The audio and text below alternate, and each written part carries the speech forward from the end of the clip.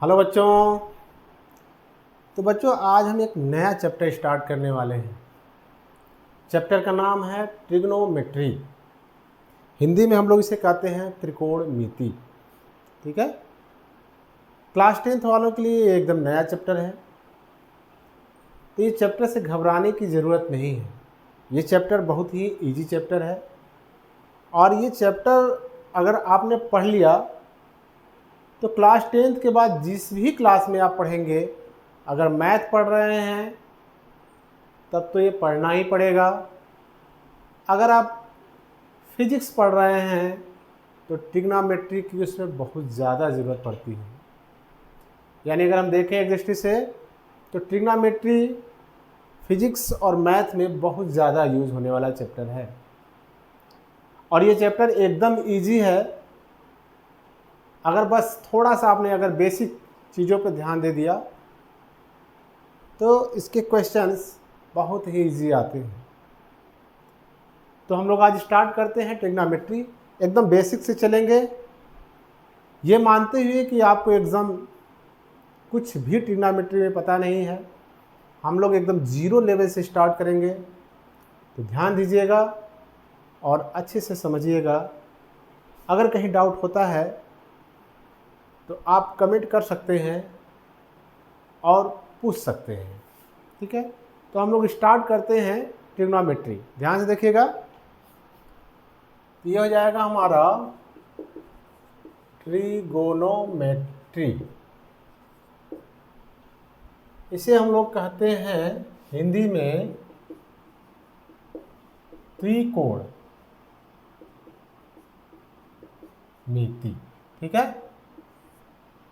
ये हो जाएगा हमारा त्रिकोणमिति। तो पहले हम लोग देखते हैं ट्रिग्नोमेट्री का बेसिक अर्थ होता क्या है। अब देखिए ट्रिग्नोमेट्री जो है वो 3 शब्दों से मिलकर बना हुआ है। ट्राई गॉन और मेट्रो। ये तीनों जो हमारे हैं वो ग्रीक वर्ड है। ठीक है। ये तीनों कौन से हैं? हमारे ग्रीक वर्ड है। इसका क्या मतलब होता है? देखिए ट्राई का मतलब 3 यानी 3। गॉन का मतलब हो गया साइड और मेट्रॉन का मतलब हो गया मीजर।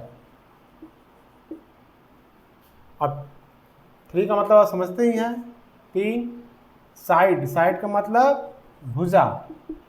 मेट्रॉन, मीजर का मतलब माप। ठीक है। यानी तीनों भुजाओं की माप। तो तीनों भुजाओं की माप का मतलब यहाँ ट्रायंगल से है, यानी ट्रायंगल के तीनों साइड्स का माप। अब देखिए इसका हिंदी क्या होगा। अगर हम हिंदी वाले को लें तो ये भी 3 शब्द इसमें है। इसमें है त्रि,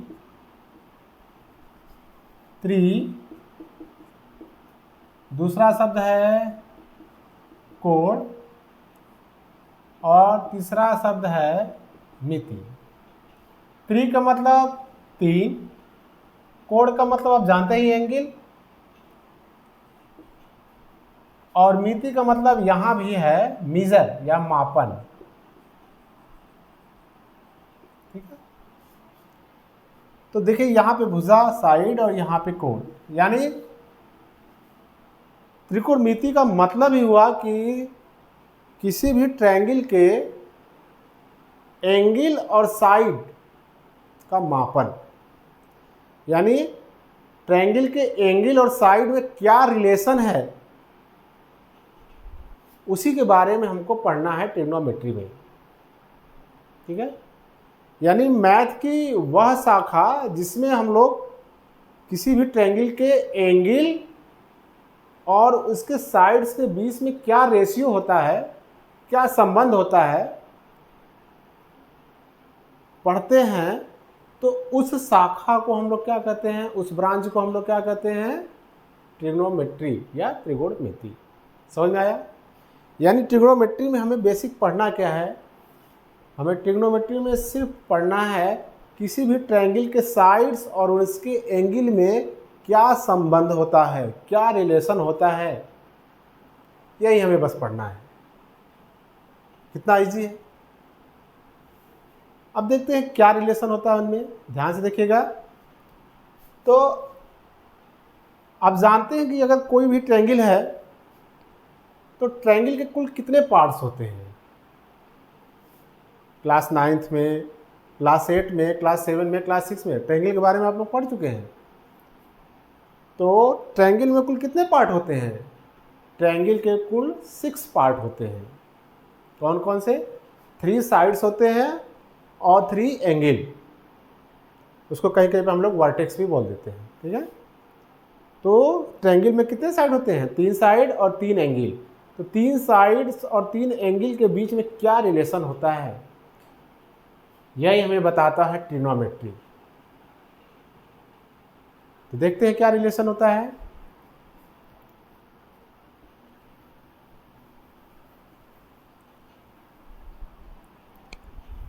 यानी ट्रायंगल के साइड्स और एंगल के बीच में जो रिलेशन होता है उसी को हम लोग कहते हैं ट्रिग्नोमेट्रिक रेशियोज, ठीक है। क्या कहते हैं, ट्रिग्नोमेट्रिक रेशियोज, ठीक है। अब ये जो ट्रिग्नोमेट्रिक रेशियोज निकलता है वो किससे निकलता है, किस ट्रायंगल से, राइट एंगल ट्रायंगल से। और इसी ट्रिग्नोमेट्रिक रेशियोज का यूज करके हम लोग किसी भी ट्रायंगल के एंगल और उसके साइड्स के रिलेशन को निकाल सकते हैं। तो क्लास 10th में हमें बेसिकली सिर्फ पढ़ना है राइट एंगल ट्रायंगल के बारे में, ठीक है। उसके आगे क्लास 11, 12 उसके आगे पढ़ेंगे हम लोग किसी भी ट्रायंगल के एंगल और उसके साइड्स का रेशियो हम लोग इसी ट्रिग्नोमेट्रिक रेशियो के हेल्प से निकाल लेंगे। तो क्लास 10th में हमें सिर्फ पढ़ना है राइट एंगल ट्रायंगल के साइड्स और उसके एंगल के बीच में क्या रेशियो होता है, क्या रिलेशन होता है, यही पढ़ना है, ठीक है। तो किसी भी ट्रायंगल में कुल कितने पार्ट्स होते हैं, 6 पार्ट होते हैं। कौन कौन से होते हैं, 3 साइड्स होते हैं और 3 एंगल होते हैं। तो हम मान लेते हैं कोई भी राइट एंगल ट्रायंगल ले लिया हमने ABC। अब देखिए मान लेते हैं एक राइट एंगल ट्रायंगल ले लिया हमने ABC, ठीक है। ये हमारा हो गया ABC, ये हो गया हमारा ट्रायंगल। अब देखिए ये जो राइट एंगल है 90 डिग्री है, इसके सामने का जो साइड है ये हो गया हमारा 90 डिग्री। इसके सामने का जो साइड होगा उसको हम लोग बोलेंगे हाइपोटेनस, ठीक है। इसे हम लोग कहते हैं हिंदी में कर्व, ठीक है। और राइट एंगल ट्रायंगल को क्या कहते हैं, समकोण त्रिभुज। क्या कहते हैं, समकोण त्रिभुज।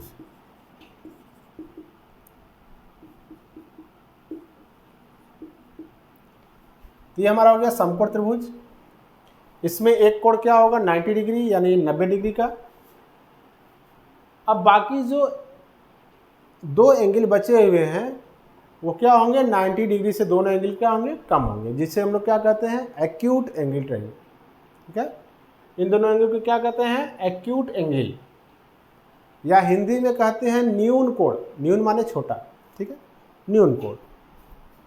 अब देखिए इस वाले एंगल को हम लोग थीटा से भी डिनोट कर सकते हैं, इस वाले एंगल को भी हम लोग थीटा से डिनोट कर सकते हैं।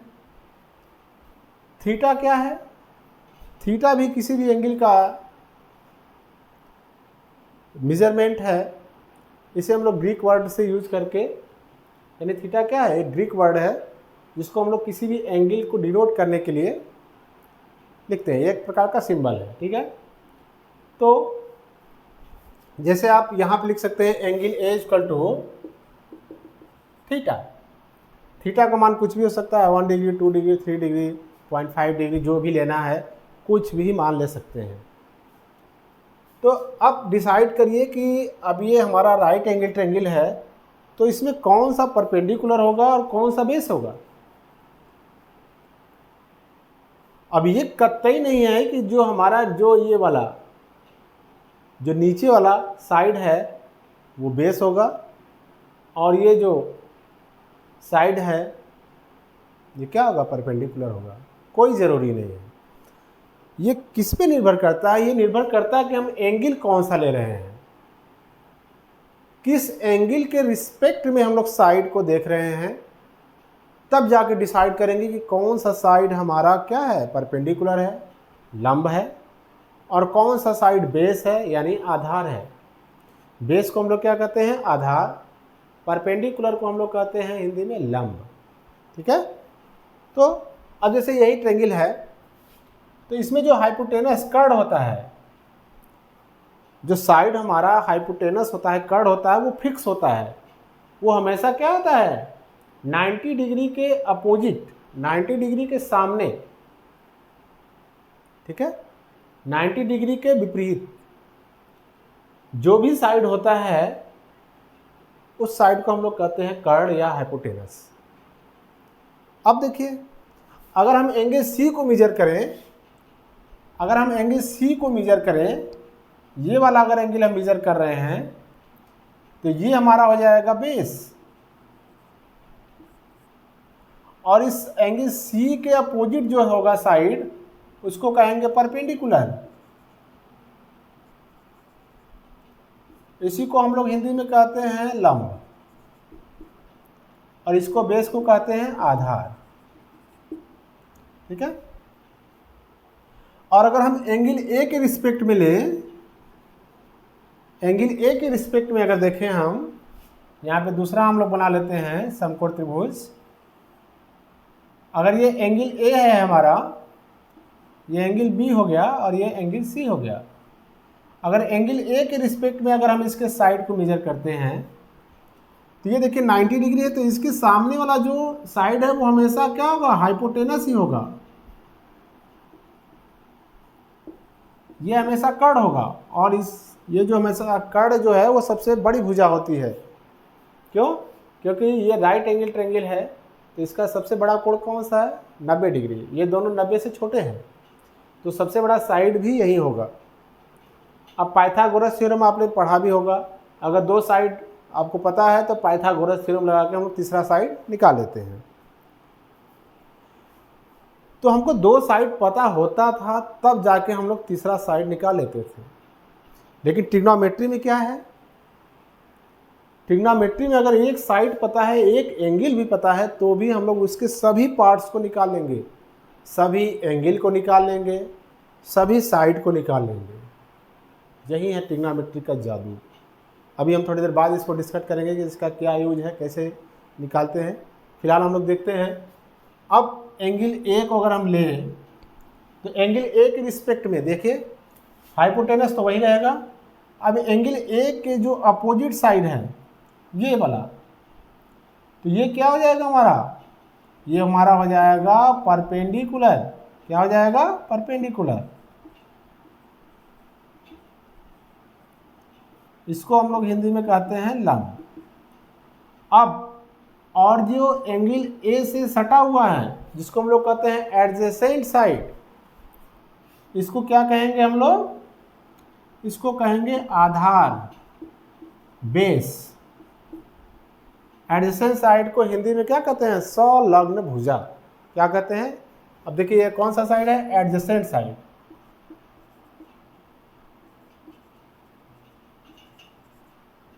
हिंदी में कहते हैं संलग्न, संलग्न भुजा। तो ये जो एंगल से लगा हुआ साइड है ये हमारा क्या हो जाएगा, आधार, बेस। और इस एंगल के जो अपोजिट वाला साइड है, भुजा है, वो हमारा हो जाएगा परपेंडिकुलर, लंब। और जो 90 डिग्री के सामने है वो हमेशा क्या होगा, हाइपोटेनस होगा, कर्ड होगा। इतना अगर आपको समझ में आ गया तो ट्रिग्नोमेट्री आ गया। समझ में आ गया। करना कुछ नहीं है इसमें, देखिए समझने की तो बात ही नहीं है। 90 डिग्री वाला हमेशा क्या है, 90 डिग्री के हमेशा जो अपोजिट है वो हमेशा कर्ड, हाइपोटेनस होगा। जो एंगल से भुजा सटा हुआ है वो आधार होगा, बेस होगा, और जो इसके अपोजिट साइड है वो हमेशा क्या होगा, परपेंडिकुलर होगा। ठीक है, इतना अगर हम डिसाइड कर लेते हैं तब अब हम लोग निकालेंगे इस राइट एंगल के साइड्स और उनके एंगल के बीच में क्या रिलेशन है। उसी रिलेशन को हम लोग कहते हैं ट्रिग्नोमेट्री रेशियो। क्या कहते हैं, ट्रिग्नोमेट्रिक रेशियोज और टी रेशियोज। ठीक है, एक बार और इसको देखते हैं, फिर उसके बाद हम लोग निकालते हैं ट्रिग्नोमेट्रिक रेशियोज। ध्यान से देखिए, जो भी एंगल लेंगे हम, पहले ये डिसाइड करिए राइट एंगल ट्रायंगल है तो 90 वाली जो 90 डिग्री है उसके सामने का साइड हमेशा क्या होगा, हाइपोटेनस, उसे हिंदी में हम लोग कर्ण कहते हैं। अब इसमें से कोई भी एंगल आप चूज करते हैं, उस एंगल के रिस्पेक्ट में अगर हम लोग साइड को देखते हैं तो जो एंगल लेते हैं उसके अपोजिट वाले साइड को हम लोग लेते हैं क्या, परपेंडिकुलर लंब। और ये जो एंगल से जो सटा हुआ साइड है उसे हम लोग क्या लेते हैं, उसको लेते हैं हम लोग बेस, आधार। कितने लोगों के दिमाग में ये होगा कि जो साइड नीचे होता है उसे हम लोग बेस कहते हैं, 90 डिग्री वाले को हाइपोटेनस कहते हैं सामने वाले को, और ये जो ऊपर वाला साइड है उसे हम लोग क्या कहते हैं, परपेंडिकुलर कहते हैं। ऐसा कतई नहीं है। ठीक है, हमेशा एंगल की रिस्पेक्ट में देखते हैं, एंगल जो ले रहे हैं उसके सामने का परपेंडिकुलर, एंगल से जो सटा हुआ है उसे बेस, और 90 डिग्री वाले के सामने को हमेशा हाइपोटेनस ही लेते हैं। ठीक है, क्लियर। अब हम लोग निकालेंगे ट्रिग्नोमेट्रिक रेशियोज, यानी इनके साइड्स और इनके एंगल में क्या रिलेशन है, उसी को हम लोग कहते हैं ट्रिग्नोमेट्रिक रेशियोज। तो ध्यान से देखिएगा, ट्रिग्नोमेट्रिक रेशियोज।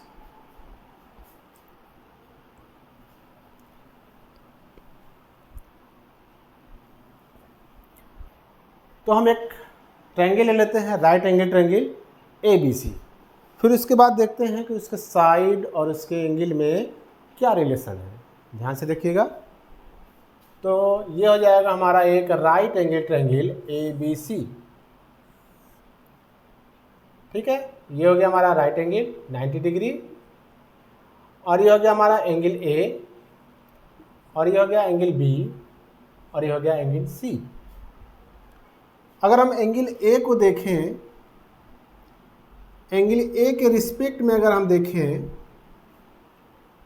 तो ये जो साइड हमारा हो जाएगा और ये जो साइड हो जाएगा, डिसाइड करेंगे इसमें कि कौन सा बेस है, कौन सा परपेंडिकुलर।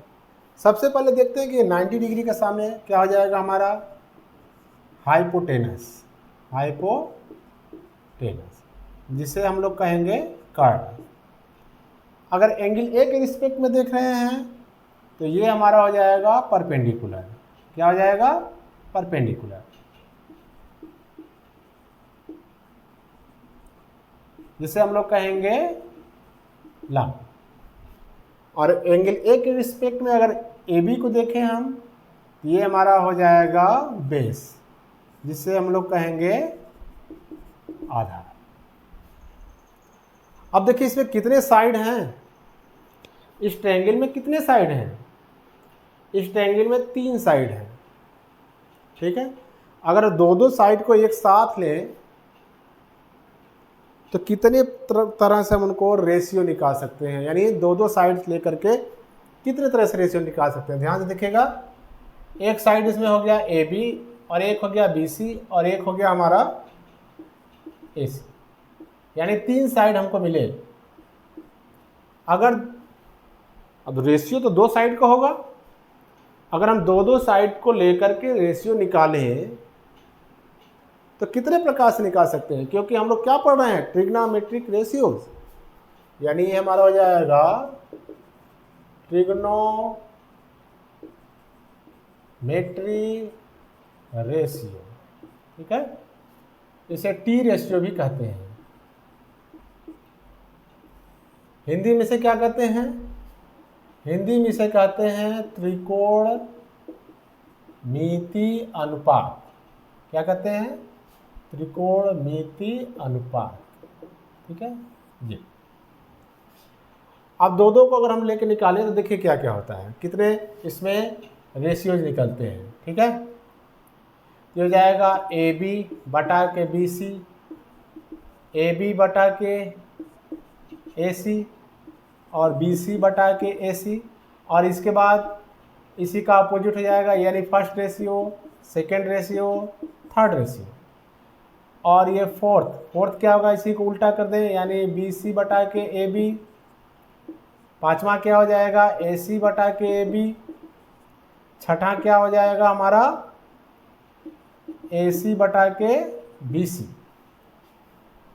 अब कोई रेशियो निकालेंगे तो नहीं निकलेगा, यानी 3 साइड को लेकर के हम सिर्फ 6 प्रकार से इसका रेशियो निकाल सकते हैं। ठीक है, तो ट्रिग्नोमेट्रिक रेशियो में हमें कितने फार्मूले मिलेंगे, 6। अब ये जो रेशियो हमने निकाला है इसका क्या क्या नाम है, तो सबका अलग अलग हमने एक नाम सोच के रख दिया। अब इन 6 रेशियो का क्या क्या नाम है, ध्यान से देखिए। तो एक हो जाएगा साइन, दूसरे को कह देंगे कोसाइन, तीसरा वाला हमारा हो जाएगा टेंजेंट, चौथा वाला हमारा हो जाएगा कोटेंजेंट। ठीक है, और पांचवा हमारा हो जाएगा सेकेंड, और छठवां हमारा हो जाएगा कोसेकेंड। सेकेंड, ठीक है, यानी ये जो 6 रेशियो, इन 6 का नाम हमने रख दिया इस तरह से, sine, cosine, tangent, cotangent, secant और कोसेकेंड। अब ये डिसाइड करेगा कि ये हम किस एंगल के रिस्पेक्ट में ये साइड लेंगे, किस एंगल के रिस्पेक्ट में हम ये साइड लेंगे। अगर हमने यहाँ पे एंगल ए ले लिया, तो अगर sine of angle A, cosine of angle A, tangent of angle A, cotangent of angle A, secant of angle A और कोसेकेंट ऑफ एंगल ए, तब ये एंगल ए के रिस्पेक्ट में अगर हम इस साइड का रेशियो निकालें तो क्या होगा। अब देखिए,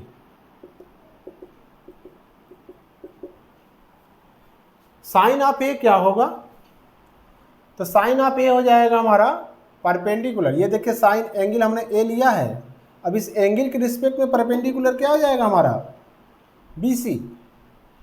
तो ये हो जाएगा हमारा बी सी अपान ए सी। ठीक है, और अगर हम एंगल ए के रिस्पेक्ट में अगर कोसाइन को लें तो ये हमारा हो जाएगा ए बी अपान ए सी। क्या हो जाएगा हमारा, ए बी अपान ए सी। ठीक है, क्या होगा हमारा, ए बी अपान ए सी। और इसके बाद अगर टेंजेंट को लें तो ये हमारा हो जाएगा B C upon A B. क्या हो जाएगा हमारा, B C upon A B. अब ये जो कोटेंजेंट है इसी का क्या होता है, प्रतिलोम। प्रतिलोम मतलब रेसिप्रोकल। तो अब कोटेंजेंट जो लेंगे हम वो हमारा हो जाएगा A B upon B C, और जो सेकेंड लेंगे एंगल ए के रिस्पेक्ट में वो कास का क्या हो जाएगा, रेसिप्रोकल, यानी ए सी अपान ए बी। और ये जो कोसेकेंट हमारा हो जाएगा, ये साइन का हो जाएगा, ये हो जाएगा हमारा ए सी अपान बी सी। कहने मतलब देख लीजिए आप, इसमें से 3 ये हो गया, 3 ये हो गया, मतलब 6 हो गया। इसमें पूरा 6 ठो आ रहे हैं कि नहीं। देखिए बी सी अपान ए सी कहाँ है, बी सी अपान ए सी ये हमको मिल गया। ए बी अपान ए सी कहाँ है, ए बी अपान ए सी ये मिल गया। B C upon A B कहाँ है, B C upon A B ये मिल गया। और कोटेंजेंट हमारा क्या है, A B upon B C, तो A B upon B C ये मिल गया। और सेकेंड क्या है, AC अपान AB, ये मिल गया।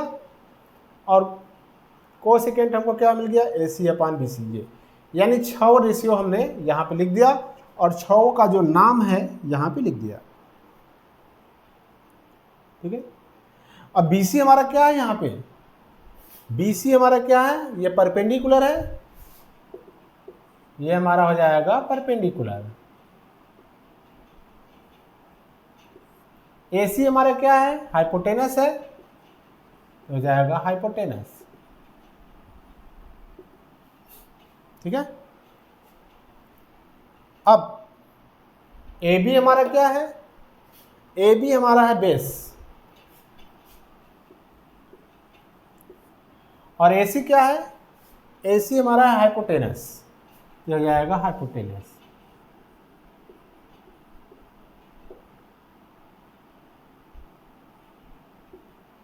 BC क्या है, यहाँ पे BC हमारा परपेंडिकुलर,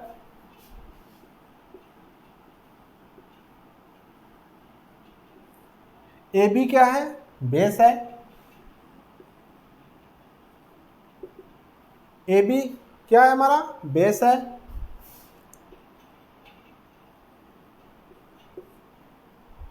BC क्या है, परपेंडिकुलर है,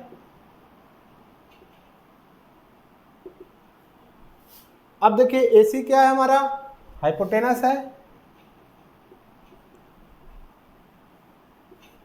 AB क्या है हमारा, बेस है, और AC हमारा क्या है, हाइपोटेनस है, हाइपोटेनस, और BC हमारा क्या है, परपेंडिकुलर है।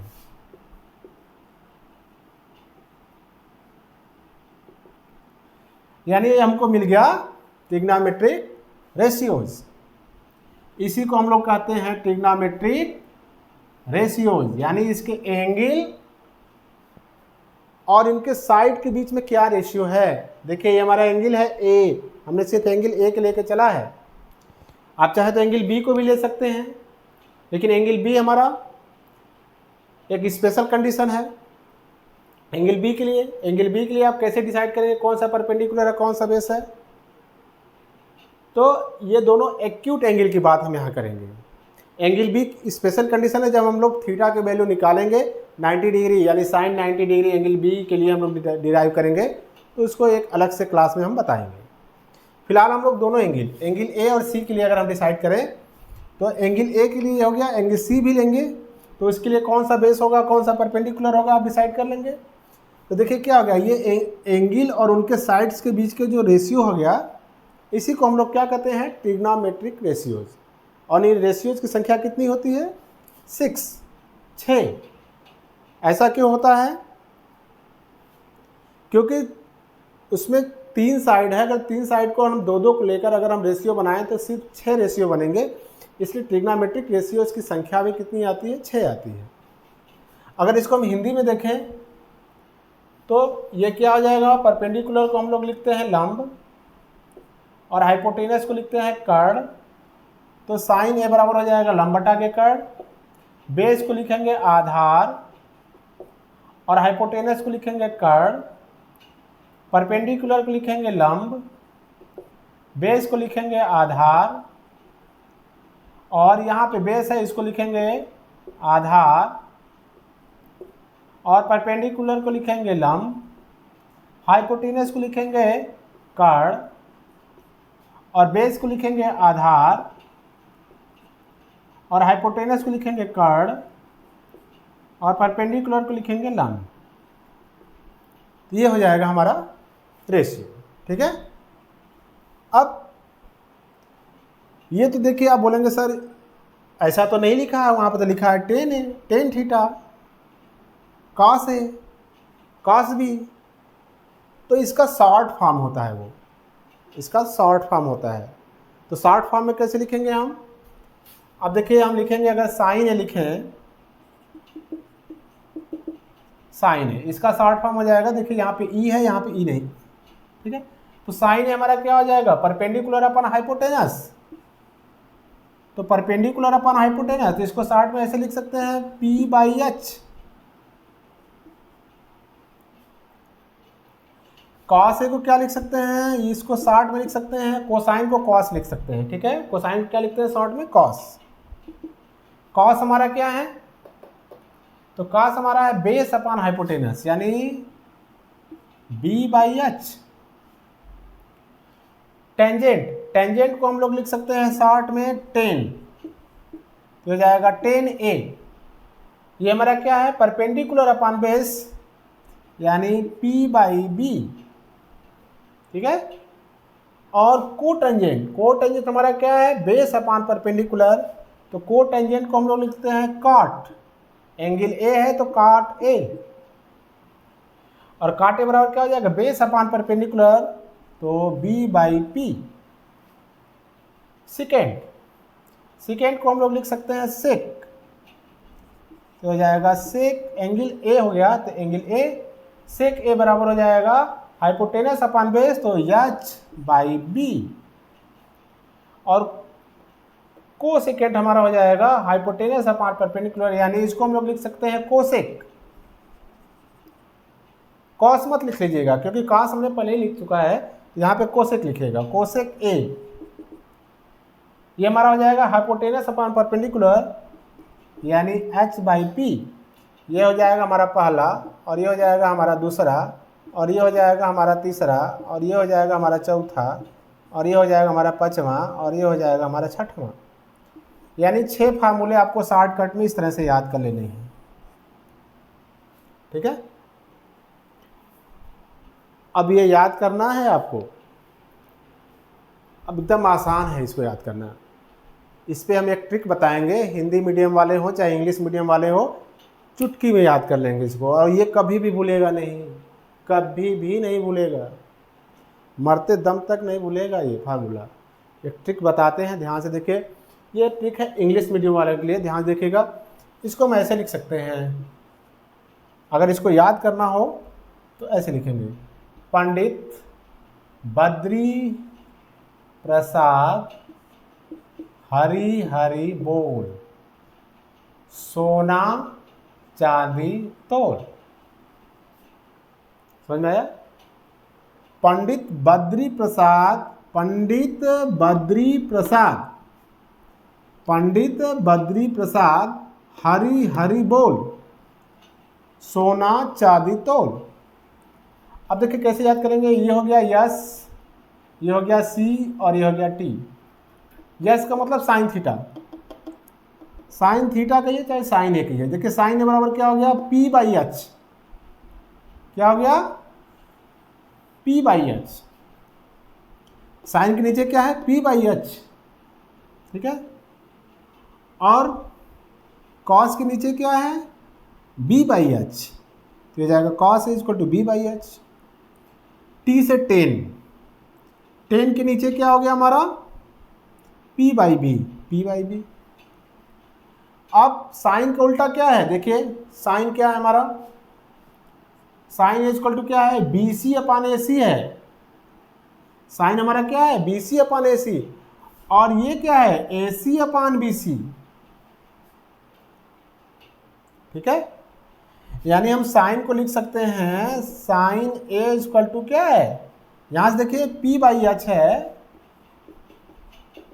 तो p/h को हम लोग लिख सकते हैं 1/h/p।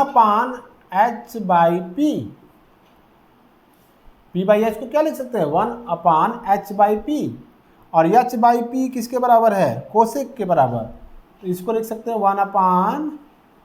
1/कोसेक a। एक फार्मूला हमको मिल गया, साइन ए इक्वल टू 1/कोसेक a, या कोसेक a बराबर 1/साइन ए, ठीक है। अब इसी प्रकार कॉस ए के लिए देखिए क्या है, कॉस ए के लिए b/h है, और इसी का जो रेसिप्रोकल है h/b, ठीक है।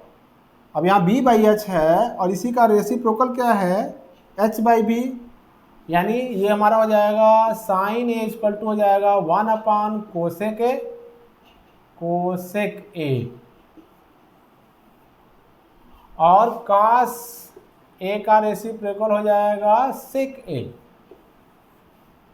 अब देखिए टेन के लिए, टेन क्या है हमारा p/b, और इसी का जो रेसिप्रोकल हो जाएगा b/p, यानी p/b है और यहाँ b/p है, तो इसको लिख सकते हैं 10 = 1/cot।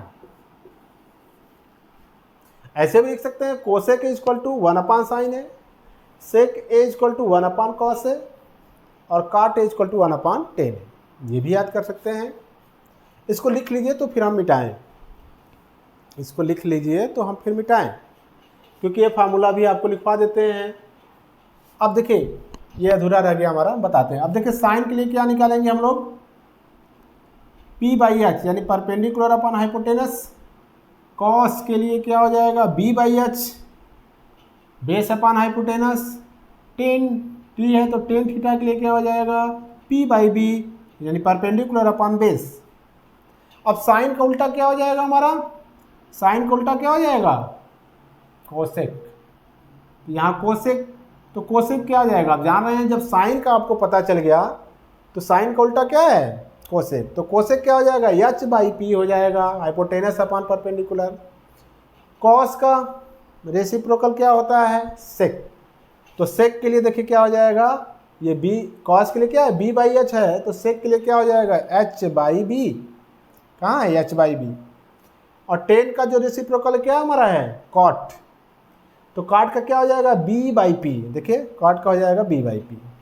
ये समझ में आया, इतना तो समझ में आ गया होगा आपको। अब हम बताते हैं इसी को ट्रिक हिंदी में याद करने के लिए। हिंदी में क्या लिखेंगे, अब हिंदी में यहाँ पे कहाँ पे मिटाएं, हाँ यहाँ पे मिटा देते हैं, ये आपने लिख लिया होगा। अब देखिए हिंदी में कैसे लिखेंगे, याद करने का ट्रिक हो जाएगा। हिंदी में हो जाएगा लाल बटे के कक्का, लाल बटे के कक्का, क्या लाल बटे के कक्का। साइन थीटा बराबर क्या हो जाएगा, देखिए ये हमारा जाएगा साइन थीटा। साइन थीटा मतलब लाल बटे कक्का मतलब लंब बटे के कर्ण, देखिए लंब बटे के कर्ण। साइन थीटा बराबर क्या हो गया लंब बटे के कर्ण। एंगल यहाँ पे साइन थीटा लिखिए, जैसे ये भी लिख सकते हैं साइन थीटा, यहाँ पे लिख देते हैं साइन थीटा लिखिए, साइन ए लिखिए, यानी यहाँ थीटा के लिए कुछ भी ए बी सी कुछ भी यूज कर सकते हैं, जिस एंगल के रिस्पेक्ट में निकालेंगे वहाँ पे ये लिख देंगे। तो अब देखिए साइन ए क्या हो जाएगा लंब बटे के कर्ण, कॉस ए बराबर क्या हो जाएगा ए बटा के यानी आधार बटा के कर्ण, और टेन ए बराबर क्या हो जाएगा लंब बटा के आधार, क्या होगा लंब बटा के आधार l/a। साइन का उल्टा कोसेक, तो कोसेक क्या हो जाएगा, यहाँ पे हो जाएगा साइन और यहाँ पे कॉस और यहाँ पे टेन। साइन का उल्टा कोसेक, कोसेक क्या हो जाएगा कर्ण बटा के लंब, देखिए कोसेक है ना हमारा कर्ण बटा के लंब। और यहाँ कॉस का उल्टा सेक, सेक क्या हो जाएगा कर्ण बटा के आधार, तो सेक हमारा हो जाएगा कर्ण बटा के आधार। और यहाँ टेन का उल्टा हो जाएगा काट, तो काट क्या हो जाएगा आधार बटा के लंब। काट हमारा कहाँ गया, हाँ काट ये हो गया आधार बटा के लंब। तो ये हो गया इंग्लिश वालों के लिए पंडित बद्री प्रसाद हरि हरि बोल सोना चांदी तोल, और हिंदी मीडियम वालों के लिए हो गया लाल बटे के कक्का, क्या हो गया लाल बटे के कक्का। ये भी हो जाएगा या सीटी, साइन के लिए कास के लिए और टेन के लिए, ठीक है। लाल बटे के कक्का, लंब बटा के कर्ण, आधार बटा के कर्ण, लंब बटा के आधार, और यहाँ perpendicular upon hypotenuse, base upon hypotenuse, perpendicular upon base, sine cos tan. और इसी का उल्टा क्या हो जाएगा साइन का उल्टा कोसेक, कास का उल्टा सेक और टेन का उल्टा काट। यहाँ पे हमने लिख दिया है इसका रेसिप्रोकल। तो ये आपको समझ में आया होगा, ठीक है। इसी को हम लोग क्या कहते हैं ट्रिग्नोमेट्रिक रेशियो, त्रिकोणमितीय अनुपात, यानी उनके साइड्स और उनके एंगल में क्या रिलेशन होता है किसी भी राइट एंगल ट्रायंगल के, तो ये हमने लिखा। अब क्लास अपर क्लास में आपने किसी भी ट्रायंगल के लिए उनके साइड्स और उनके एंगल के बीच में रेशियो निकाल सकते हैं, निकालना सिखाया भी जाएगा। फिलहाल क्लास 10th में आपको राइट एंगल ट्रायंगल के बारे में ही पढ़ना है, ठीक है। अब देखिए इसको मिटाते हैं, फिर हम लोग आगे चलते हैं।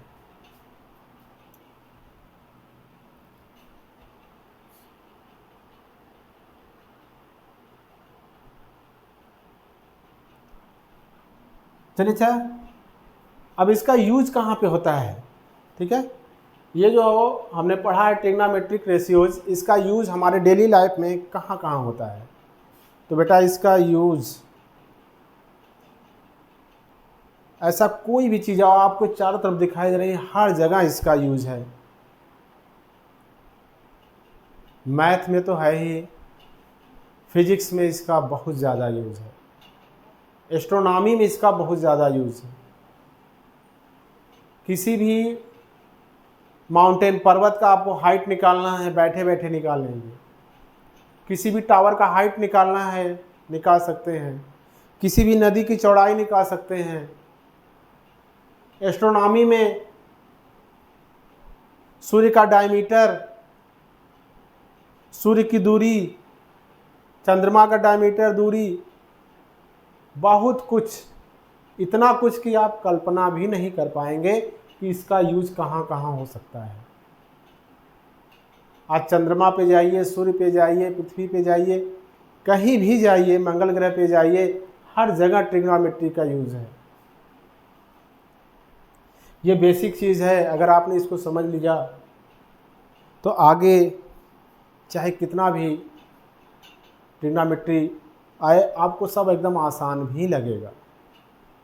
और कुछ करना नहीं, सिर्फ और सिर्फ इसमें क्या करना है, हमको पढ़ना है इसके साइड्स और इसके एंगल के बीच का रेशियो ही। कहीं भी पढ़ेंगे आपको साइड और एंगल के बीच का रेशियो ही निकालना पड़ेगा। कोई भी ट्रायंगल दिया है, इसके पहले आप लोग पढ़ते थे पाइथागोरस थ्योरम। पाइथागोरस थ्योरम सिर्फ और सिर्फ किस में लागू होता था? राइट एंगल ट्रायंगल में, समकोण त्रिभुज में पाइथागोरस थ्योरम लागू होता था, और उसमें उसके दो साइड दिए होते थे। पाइथागोरस थ्योरम लगा के हम लोग तीसरा साइड निकाल लेते थे। लेकिन बेटा यहाँ पे क्या है, ये ट्रिग्नोमेट्री किसी भी ट्रायंगल में यूज करके हम लोग निकाल सकते हैं उसके साइड्स को। अगर ट्रिग्नोमेट्री का ट्रायंगल का एक साइड दिया हो और एक एंगल दिया हो, तो इसके सारे एंगल्स, सारे साइड्स हम निकाल सकते हैं। समझ में आया? तो इसके बहुत यूज हैं, बहुत ज़्यादा यूज है। अगर आप गिनने बैठेंगे तो सुबह से शाम हो जाएगा, फिर भी ख़त्म होगा नहीं। तो इसको अच्छे से पढ़िए। अगर इसको पढ़ेंगे तभी आप, अगर आपको 11th में बायो लेना है तो भी इसको पढ़ना पड़ेगा, क्योंकि इसका फिजिक्स में बहुत ज़्यादा यूज है। ठीक है, तो फिजिक्स में भी इसका बहुत ज़्यादा यूज है। तो आप बायो ग्रुप के हों चाहे मैथ ग्रुप के हों, 10th में तो पढ़ना ही है। लेकिन अगर आप अदर क्लास में जाते हैं, अपर क्लास में जाते हैं, अगर आप बायो ग्रुप के हैं तो भी आपको ट्रिग्नोमेट्री बहुत ज़रूरी पढ़ना है, क्योंकि उसका फिजिक्स में बहुत ही ज़्यादा यूज है। बिना ट्रिग्नोमेट्री के फिजिक्स अधूरा है, फिजिक्स अच्छे से पढ़ ही नहीं पाएंगे आप। इसलिए इसको अच्छे से पढ़िएगा। फिर भी अगर कहीं डाउट होता है तो आप प्लीज़ कमेंट करके ज़रूर पूछिएगा, क्योंकि अगर आपने इसको एक बार समझ लिया तो आगे आप फिजिक्स, मैथ आपका बहुत ही स्ट्रांग हो जाएगा। ठीक है, तो आज के लिए बस इतना ही। मिलते हैं अपने नेक्स्ट वीडियो में एक नए टॉपिक के साथ। तब तक के लिए जय हिंद, जय भारत।